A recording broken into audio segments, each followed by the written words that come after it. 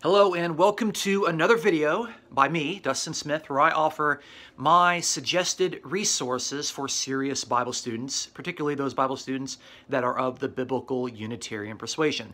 Today we're going to be looking at Hebrew, the Hebrew language, and resources that will help you to learn how to translate Hebrew, learn how to do exegesis with the Hebrew, and to just be responsible students in regard to that important language. Of course, you should know that the Hebrew Bible, what we call the Old Testament, is 77% of the Bible. So the majority of the Bible is actually going to be written in Hebrew, although there are scatterings of Aramaic as well.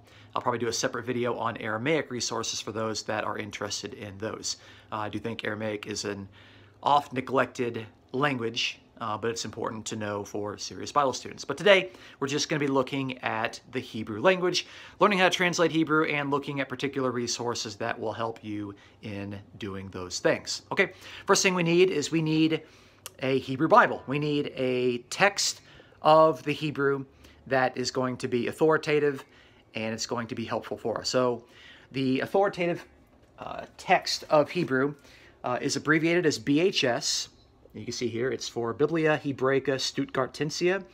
Stuttgart is the place where this was all translated, but BHS is the authorized collection of Hebrew text. This will actually have the Hebrew and the Aramaic in there for the entirety of the Hebrew Bible, all of the Old Testament, okay? So this is not going to have any sort of English translation with it. It's just going to be straight with the Hebrew. So I can kind of show you what it looks like. So you can see right there, it's just the Hebrew text. It's going to have the Masoretic vowel points, and it's going to have some critical notes in the bottom. Okay, so we'll talk about those critical notes as well, because a lot of people they just get thrown into a Hebrew class and they don't know what the critical notes are. And actually, I'll just do that right now. If you want to know a little bit more on those critical notes, the suggested text that I would prefer would be this right here, the Masorah of Biblia Hebraica Stuttgartensia by Kelly, Minat, and Crawford. Okay, so this will tell you all about what those interesting little comments at the bottom of the Hebrew text actually mean. Okay, so I found that resource really good. Okay, now if you want a reader's edition of the Hebrew text, something that actually I would, actually not that I would, but I have required Hebrew students that I've taught at the undergraduate level to use, I would actually prefer this, which is a Reader's Hebrew Bible, a Reader's Hebrew Bible.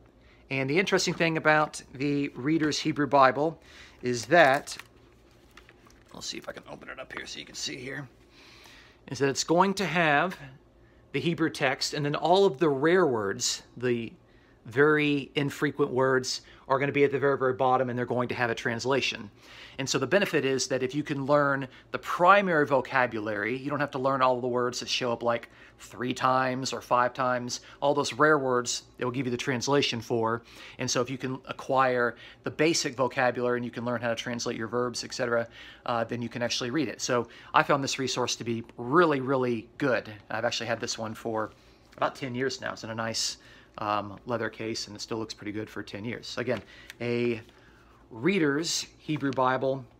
This is what it looks like on the, it's on the front, although, of course, if you know Hebrew, you're reading from back to front, so this is really on the back. So, okay, so for Hebrew text, I would use those two. I would use the BHS, and of course, this is a translation of the BHS. It's just in a reader's edition. Okay, now let's talk about actually looking at lexicons. Lexicons are dictionaries that will tell us the meaning and the range of the various Hebrew words. And so we've got 2 resources we want to consider, okay? So my number 1 choice, and the best choice, in my opinion, is going to be this down here, which is the Hebrew and Aramaic lexicon of the Old Testament, okay? So you have H-A-L-O-T, and so you'll see this abbreviated as H-A-L-O-T, as Halot, okay? This is the primary authoritative lexicon of the Hebrew language, and of course they also have an Aramaic volume as well. It gets published in a 5-volume set, and I've also seen it published in a 2-volume set. Of course, the 2 volumes are much bigger than the individual 5 volumes, but that is going to be, in my opinion, the best lexicon that students could use, okay? There are way more expensive ones that, like Klein's Hebrew lexicon, very, very expensive, hundreds and hundreds of dollars, multi-volume. It's just best to go to a library if you want to use that, but the Halot, very good, my number one off the shelf, okay? Now, what a lot of people are going to be using, if they don't have that kind of resource, is they're going to use the older resource of BDB, okay? BDB is right here, okay? BDB stands for Brown, Driver, and Briggs. You got the Hebrew and Aramaic lexicon, okay? So BDB, Brown, Driver, and Briggs. The problem with BDB is that it's over 100 years old, okay? And it was a great resource 100 years ago, but in the last 100 years, we have learned a lot about Hebrew and Aramaic. We have also discovered the Dead Sea Scrolls, which have helped us immensely in our understanding of translating the Hebrew text and understanding some rare words. And so BDB does not take advantage of all of that great and powerful research that we've done over the last 100 years. Now, Halot, the Hebrew and Aramaic lexicon of the Old Testament, will take advantage of all of that newer information, which is why it's preferred first. So BDB, again, great resource 100 years ago, okay? It's not terrible, but it's not the best thing that you could use, so it shouldn't be the first thing off the shelf. Now, if that's all you can afford, it's better than nothing, okay? So I would just point that out in particular. Now, if you're wanting to teach yourself the Hebrew language, you actually want to go through a grammar and just kind of go through chapter by chapter and teach yourself this, there are a variety of options that you could use. The first thing that I would recommend is something that I used in graduate school and something that I've also used in teaching it to undergraduates, which is Hebrew for Biblical Interpretation by Arthur Walker Jones, okay? This is a really good grammar pedagogically, and I think it's something that people can use as they're learning this by themselves. It is published by SBL, and so it's not going to have a lot of theologically motivated comments in there about Trinity or anything silly like that. So that would be my first choice there. A lot of people like to use Sal right here, a grammar for biblical Hebrew. Okay, now pedagogically, this is a terrible text to teach from.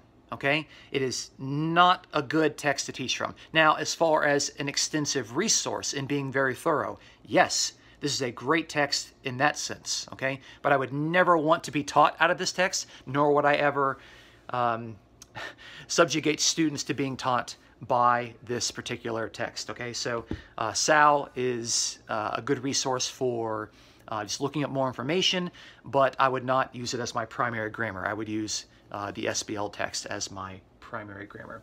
What else is in here that's interesting for us to note? Let me kind of see.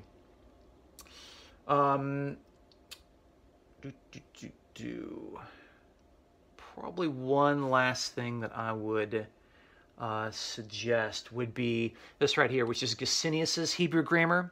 Okay, this is very old, by the way, very old.